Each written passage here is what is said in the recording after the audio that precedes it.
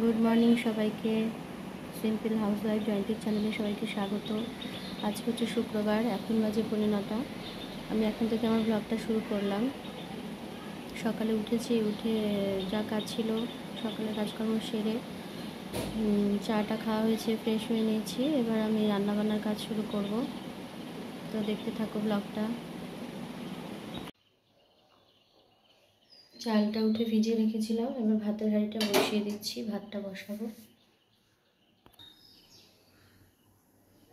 ভাতের হাঁড়িটা বসিয়ে দিয়েছি, এই যে ভাতের হাঁড়ি বসিয়ে দিয়েছি। এবার চালটা ধুয়ে নেব। চালটা ধুয়ে আমি তারপরে ভাতের হাঁড়িতে দিয়ে দেবো। ভাতটা বসানো হয়ে গেছে, এবার আমি একটু তরকারি কেটে নেব। নিরামিষ কুমড়ো আলুর তরকারি করব, তরকারিটা কেটে নিই। আমাদের এখন ওষুধ চলছে বলে আমাদের নিরামিষ রান্নাবান্নাই চলছে। পেঁয়াজ রসুন মাছ মাংস সব কিছুই বন্ধ।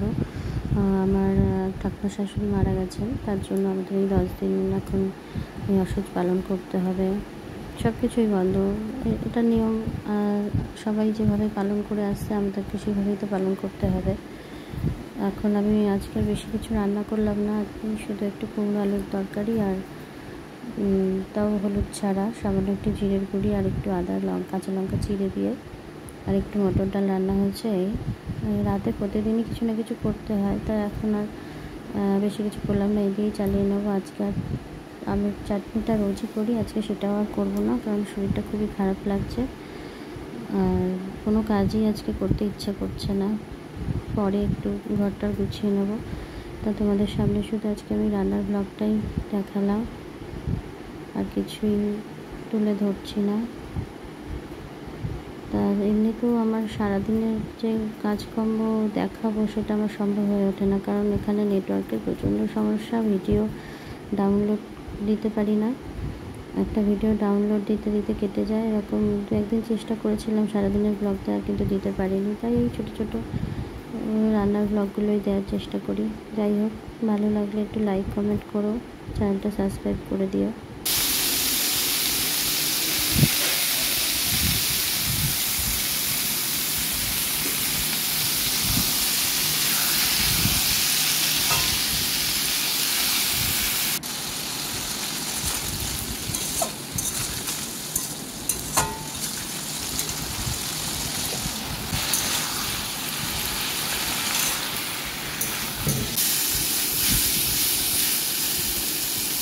সকাল সকালে রান্নাবান্না সব সেরে দিয়েছি।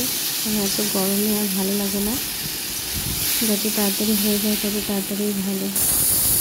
যেহেতু প্রেশারটা বেড়ে রয়েছে, তাই বেশি গরমে কাজ করতে খুব কষ্ট হয়ে যায়। তো অন্য দিনের তুলনায় আজকে গরমটা একটু কমই আছে।